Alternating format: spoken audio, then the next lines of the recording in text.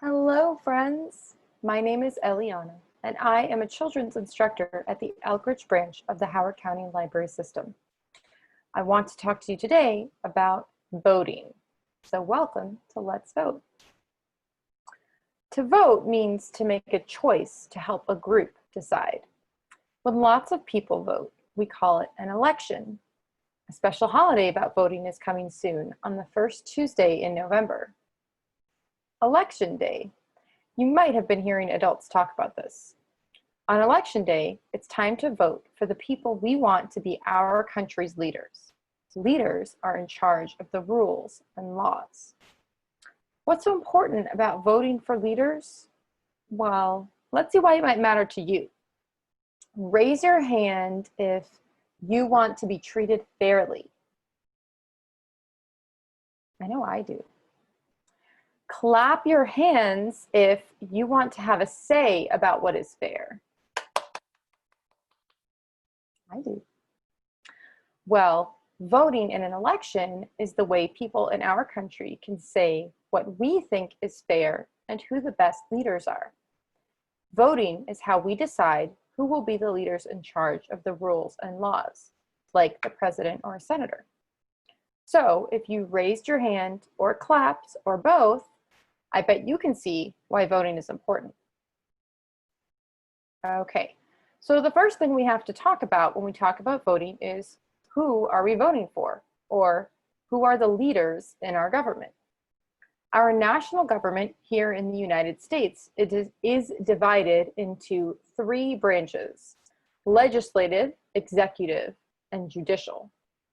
The legislative branch includes Congress, which is made up of the Senate and the House of Representatives.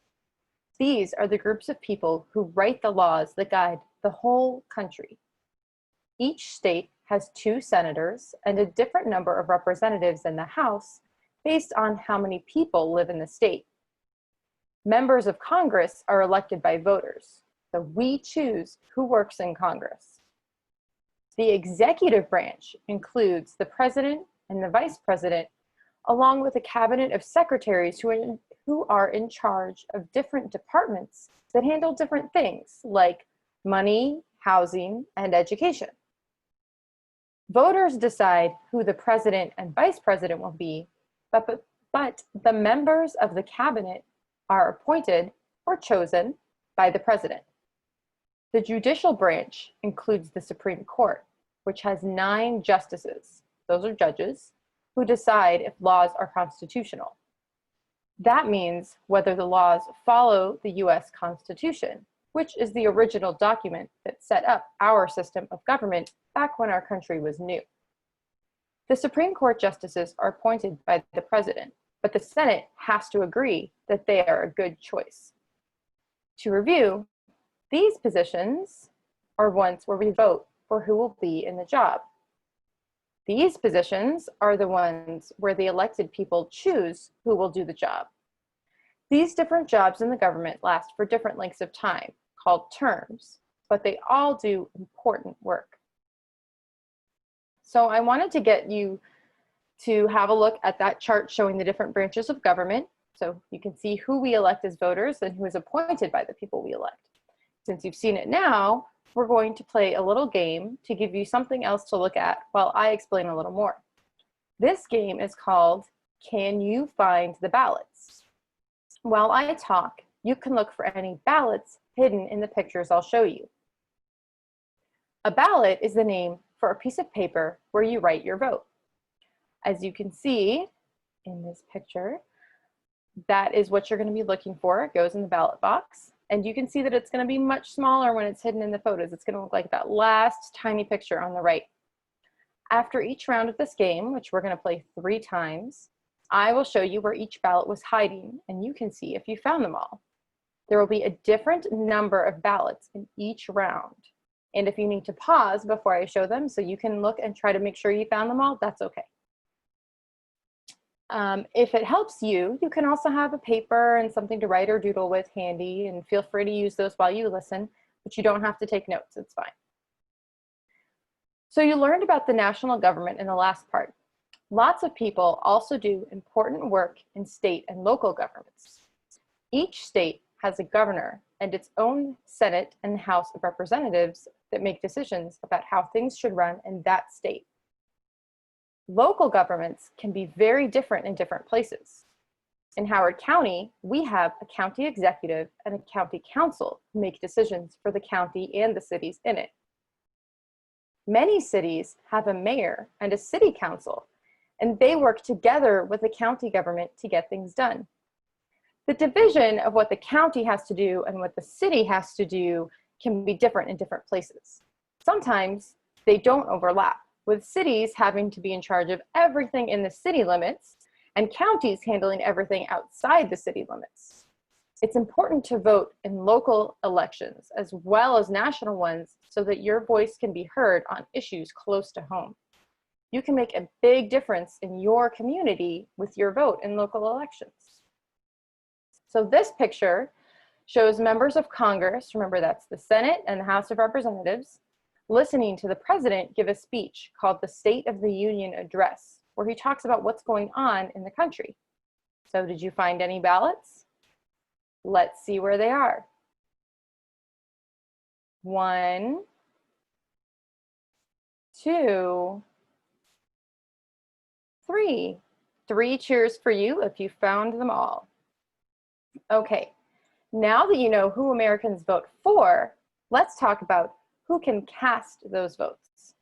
And take a look at this picture to see if you can spot some more ballots while I talk. Remember, it's going to be a different number than the last slide. Today, every American citizen over the age of 18 has the right to vote, except in some states if someone has been convicted of a crime. But that hasn't always been the case. When the United States was founded, the Constitution let individual states set their own rules for voting. Originally, states only allowed white men who owned land or paid taxes to vote. By 1856, all states had removed the rule requiring white men to own property in order to vote, but some states did still require them to pay taxes all the way until the 20th century.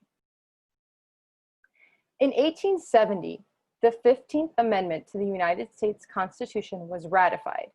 That means that enough states agreed to it to make it officially part of the Constitution. The 15th Amendment said that people could not be kept from voting because of their, here I'm quoting, race, color, or previous condition of servitude. So that means whether or not they used to be slaves. The picture in the top left of this slide celebrates the passing of the 15th Amendment. Unfortunately, soon after this, states started passing restrictive laws that kept mostly Black and poor white people from voting.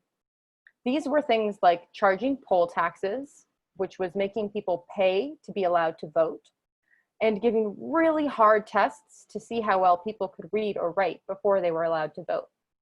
But the people in charge of each voting location got to decide when they enforced those rules. So their personal attitudes made a big difference in who could vote. A few more changes were made to how voting worked, and then in 1920, exactly 100 years ago, the 19th Amendment to the US Constitution was passed, giving women the right to vote. You can see a picture in the top right of women marching to try to get their voting rights. Unfortunately, the challenges that made it hard for non-white men to vote still continued, so this mostly only gave white women the opportunity to actually vote. In 1924, the Indian Citizenship Act extended voting rights to Native Americans even if they did not give up citizenship in their tribes, which was the only way they had been allowed to vote since 1887. Before that, they couldn't vote at all. The lower right-hand picture here shows President Calvin Coolidge with members of the Osage Nation after signing the Indian Citizenship Act into law. It took until 1943 for Chinese immigrants to be allowed to become citizens and vote in elections. And residents of Washington, D.C. didn't get to vote in presidential elections until 1961, when the 23rd Amendment to the Constitution passed. Poll taxes, remember that's making people pay money to be allowed to vote, were finally outlawed by the 24th Amendment to the Constitution in 1964. But a big turning point came in 1965, with the passing of the Voting Rights Act. This law specifically protected voting rights for minorities in the whole country, which was especially important in southern states where racial minorities, mostly Black people, were still being kept from voting. You can see a picture in the lower left-hand corner here of President Lyndon B. Johnson with Martin Luther King Jr. and Rosa Parks at the signing of the Voting Rights Act into law. Another big change came with the 27th Amendment to the Constitution in 1971, which lowered the voting age to 18. Before that, Americans could only vote if they were 21 or older. But when many young adults were being called up as soldiers to protect the country during the Vietnam War, they argued that they should not have to be in the military when they had no say in how the country was run. You can see a photo from a protest in Berkeley, California to lower the voting age in the lower middle of this slide. Phew, that was a lot of information. You can see that voting laws have changed a lot over time, and they're still changing some today. Did you spot all the ballots on this slide while I was talking? Let's check where they were heading. 1, 2, 3, 4, 5. Wow, some of those were tricky. So now that you know who can vote and what they're voting for, what's it like to vote? Well, it's a little different in different places. Some states use electronic ballots where people cast their vote using a special type of tablet computer. Some states use paper ballots where voters mark their choices with pens. That's what we do here in Maryland. In some places, voters use a special tool to mark their paper ballots by punching out a hole next to their choice. These are all systems that voters use when they vote in person. But voters can also vote by mail. This year, since it's not safe to have large groups gather inside buildings, many voters are hoping to cast their votes by mail. In-person voting can usually happen during a designated early voting period and on election day, and voters go to a specific polling center based on where they live. When people vote by mail, they have to make sure to send in their ballot by election day. You can see in this picture that in-person voting, especially on election day, often involves waiting in line to cast your ballot. It's great to see so many people participating. Okay, there are lots of ballots hiding on this slide. Did you find them all? Let's see. 1, 2, 3, 4, 5, 6, 7. Did you get all of those ballots? You can give yourself a pat on the back for any that you found. Okay, you know so much about voting now, and it is your turn to vote. But instead of voting for a person in the government, you are going to vote about ice cream. So I will tell you your choices, and then you will vote when I say it's time. If you like vanilla ice cream, nod your head, like this. If you like chocolate ice cream, wave your arms like this. Wave them in the air. If you like a different kind of ice cream, stick out your tongue, like that. Okay, are you ready? Set, vote. Okay, that's a lot of votes. Maybe some of you didn't choose one though. Maybe you don't like ice cream. That's okay. Maybe you had a hard time deciding between the options. Maybe you had another reason for not voting. That's okay. Sometimes grown-ups don't vote in elections, even if they can. Lots of them have good reasons. But let's think about why it's good for as many people to vote as possible. So you could close your eyes while we think about this. Imagine that you are having a party and you invite 30 people to your party. You ask people to tell you about their favorite ice cream flavor when they let you know whether they're coming to your party. Because you want to get whichever flavor of ice cream will make the most people happy. But then only 10 people tell you their favorite ice cream, even though all 30 people are coming to the party. If you get the flavor that the most people who answered like, you may still not end up with the flavor that would be the most popular. Those 20 people who didn't answer could all like the flavor that you didn't get. So the more people who vote on what they prefer, the more complete picture we can get of what everyone wants. Okay, you have learned a lot here today. You learned about the government, the history of voting, leading to who gets to vote today, and what it's like to vote. You even got to vote yourself. If you want to keep thinking and talking about voting at home, you could make a poster or a drawing about voting. You can even share it with us at the email address that I'll show you at the end. You can also vote about things within your family. You might vote about a movie to watch.